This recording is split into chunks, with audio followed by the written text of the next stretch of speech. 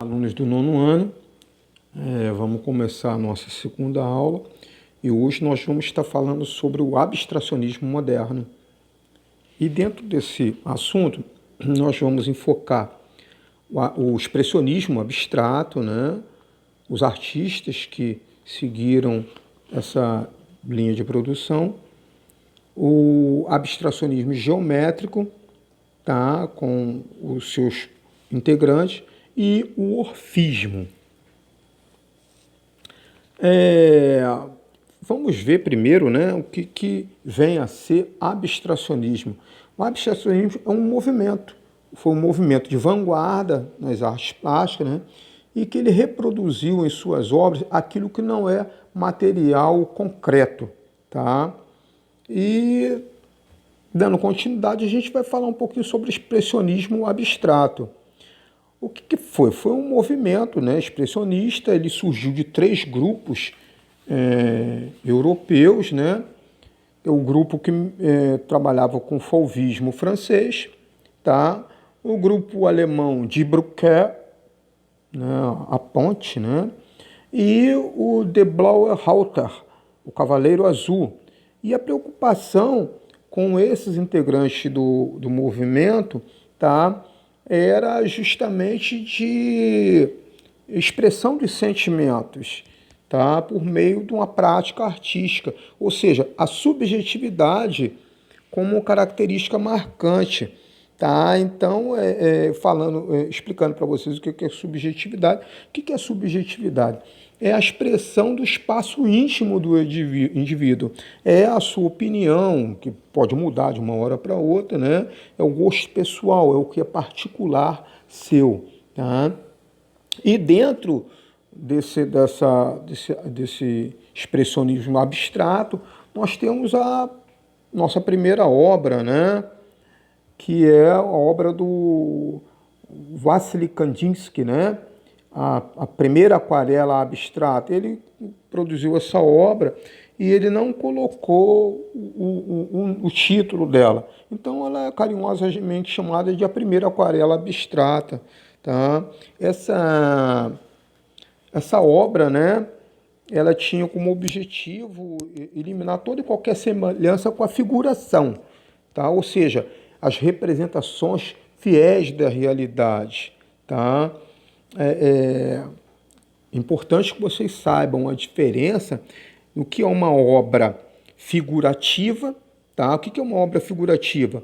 Ela representa o real. E a obra abstrata, tá? ela representa o que não é real, o que é diferente da realidade. Pode estar representando um sentimento, pode estar representando uma emoção de uma forma que, né, foge ao nosso entendimento. Isso é obra abstrata.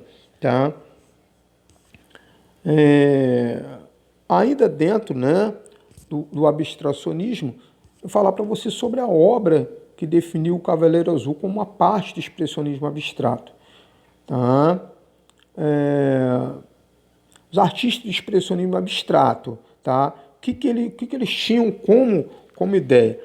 O abandonar a representação fiel da natureza. E para isso, eles decompunham a figura, eles simplificavam a forma. De que maneira? Tá? Usando novas cores, sem perspectivas, sem jogo de luz e sem sombra. Tá? Nós tivemos ali, né, os principais artistas dessa forma, né, do expressionismo abstrato. Né, o Wassily Kandinsky, Paul Klee, Augusto Meek e o Frank Marr. Né? E nós temos aí o Wassily Kandinsky, que é um pintor russo, né? E ele fazia estudos, né, sobre o elemento da linguagem visual, que era o ponto, linha, volume, cores. Ele também praticava, né, fazia estudos sobre as relações cor e música. Ele gostava de fazer estudos. Né? E dentro desses estudos, gente, ele defendia que existia uma relação entre a cor e a música, tá? defendia também que a arte deveria ser expressiva e espontânea, tá? E quando ele iniciou a carreira dele, ele gostava muito de pintar paisagens. Foi aí que ele pintou o Cavaleiro Azul em 1903, tá? Acreditava, ele defendia a ideia que a arte abstrata era uma forma de transmitir para o espectador a espiritualidade do mundo, e a cor era a principal ferramenta para se conseguir fazer isso, tá? Outra característica muito importante do Kandinsky, tá, é o uso da música. Tá? Ele acreditava que a música, assim como a pintura, deveria de expressar a vida anterior, a vida interior, ou seja, o mais profundo dos sentimentos e a intenção do ser humano. Então, por causa disso, ele se dedicava em criar formas autônomas, independentes, tá? Mas sempre unindo as duas expressões artísticas, a pintura com a música, tá?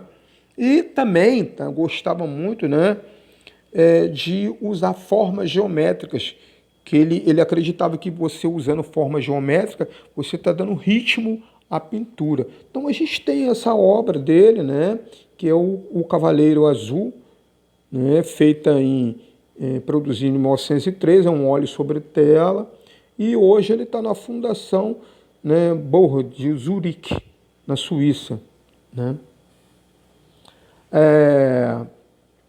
Também temos aqui, né, a outra obra do Kandinsky, né, que é ele usa uma série de objetos com formatos geométricos. Ele usa o triângulo, usa o quadrado, o círculo, e ele associa cada uma dessas formas geométricas com uma cor e como, né, um conceito de sinestesia. Por exemplo, o triângulo seria sempre amarelo, está ligado à expansão da energia. O quadrado seria o vermelho, está ligado com a estabilidade. Tá? E o círculo, sempre pintado em azul, ele está encarregado de produzir a calma, a serenidade ou até representar a tristeza, né? O abstracionismo moderno, gente, tá? Ele também tem, né, essa coisa, né, do uso das cores, né? Cores fortes, as cores primárias, né? Vemos aí uma outra obra. O nome dessa obra é Amarelo, Vermelho e Azul, que são as cores primárias, em 1925. Também é um óleo sobre tela, né? Uma obra em porte médio, 1,28 m por 2 metros, né? E está no museu na França.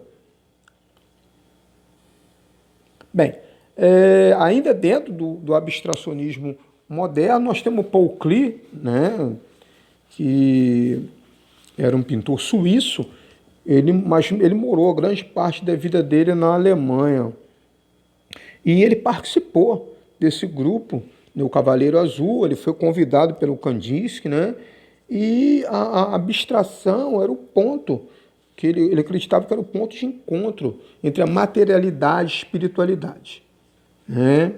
Então ele tinha interesse, também tinha interesse pela música. Inclusive ele chegou até a cogitar a seguir a carreira como músico, né? Mas ele fez uma viagem e lá ele ficou, foi na Tunísia em 1914. Lá ele ficou encantado com a luz, com a cor e as cores daquele país, e ele decidiu pela carreira de artista plástico, tornando pintor. Nós vemos a obra dele, né, a Vista Chiron, né, que ele usa formas geométricas também, né.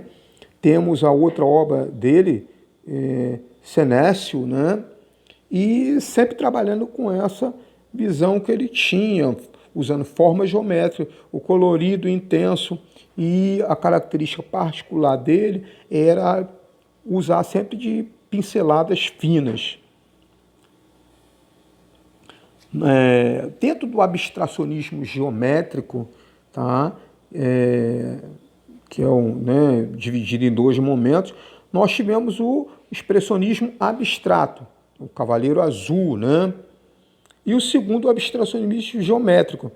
Tá? Nós tivemos aí como representante o o pintor holandês Pieter Cornelis Mondrian, é mais conhecido com Piet Mondrian, né? E foi um representante, e temos a obra dele, né? Representada, é uma composição, tá? Em que também figura as cores primárias, mas muito ligada ao geométrico, né? O que dá nome ao movimento. Bem, um outro movimento que está dentro da escola abstracionista é o orfismo. Gente, o orfismo ele tem tudo a ver com Orfeu, que era um personagem da mitologia grega. Ele era um poeta e ele cantava as poesias dele executando a lira. Tá? Essa escola ela teve início na França em 1912 e surgiu com influência dos Fauves, né? Usa cores puras, ideias cubistas, né? Ela surgiu logo depois do cubismo, então absorveu alguma coisa daquela escola. E nós tivemos como representantes o Robert e a Sônia Delaunay, né? O Fernand Léger, o Francis Picabia e o Francesc Kupka, né? Daí, dentro dessa estética, nós tivemos aí, né, obras do Disco de Newton, de 1912, e através dessa obra, né, o autor ele fez uma série de estudos sobre as propriedades físicas da cor, tá? E como resultado desse estudo, ele fez essa representação do orfismo. Do Robert Delaunay, que era um pintor francês, né? E ele era impressionista, depois ele migrou para o abstracionismo, ele integrou o movimento Cavaleiro Azul, tá? E a obra dele era muito característica pelas formas circulares, tá? Cores vibrantes, tá? E ele era casado também com a Sônia Delaunay, que é uma pintora também que integrou esse movimento, e os dois foram os representantes desse movimento, que ficaram mais tempo desse movimento. Tá? Bem, relembrando o que a gente viu hoje, nós vimos que o abstracionismo foi um movimento de vanguarda, que retratava em suas obras aquilo que não é material ou concreto. Vimos também que o expressionismo integrou esse movimento e vimos também que o expressionismo pode ser abstrato, geométrico ou fazer parte do orfismo. Bem, então, como atividade para casa, uma forma de a gente reforçar tudo isso que a gente ouviu, eu vou pedir para vocês fazerem os exercícios do nosso módulo que estão nas páginas 135 e depois de 138 até 140. Tá? A nossa aula termina por aqui e por hoje é só. Um abraço para vocês.